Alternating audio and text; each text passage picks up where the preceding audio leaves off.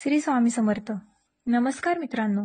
पती पत्नी म्हणलं की भांडण आलीच, पण मग ही भांडणं मिटवण्यासाठी बरेच उपाय केले जातात.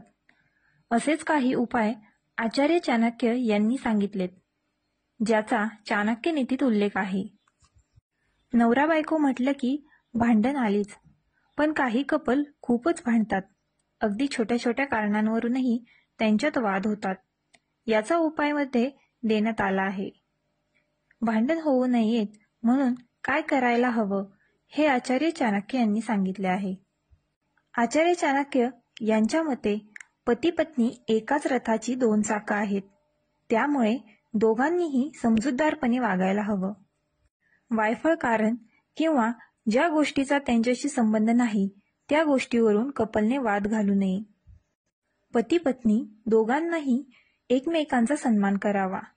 एकमेकांच्या उणिवा काढत राहण्यापेक्षा त्या दूर करण्याचा प्रयत्न करा. पती पत्नी एकमेकांवर टीका करत असतील तर त्याचा स्वीकार करा आणि आपल्या चुका सुधारण्याचा प्रयत्न करा.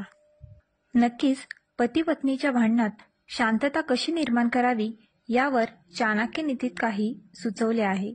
शांतपणे संवाद साधा. भांडणादरम्यान भावनांना आवर घालून शांतपणे एकमेकांशी बोलणे गरजेचे आहे.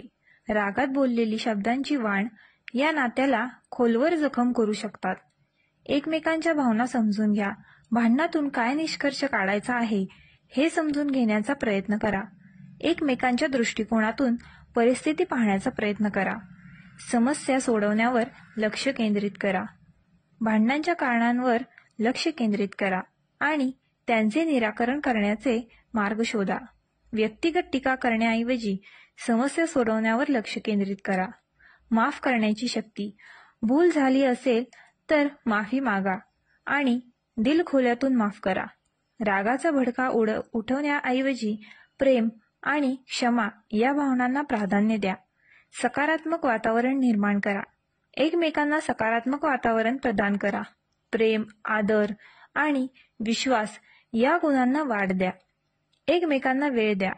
एकमेकांना पुरेसा वेळ द्या. एकमेकांशी संवाद साधण्यासाठी वेळ काढा. तृतीय पक्षाला सहभागी करून घेणे.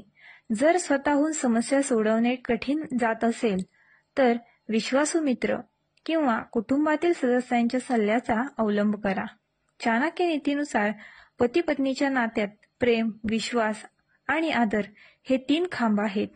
या खांबांना मजबूत ठेवून आपण कोणत्याही संकटाला तोंड देऊ शकतो.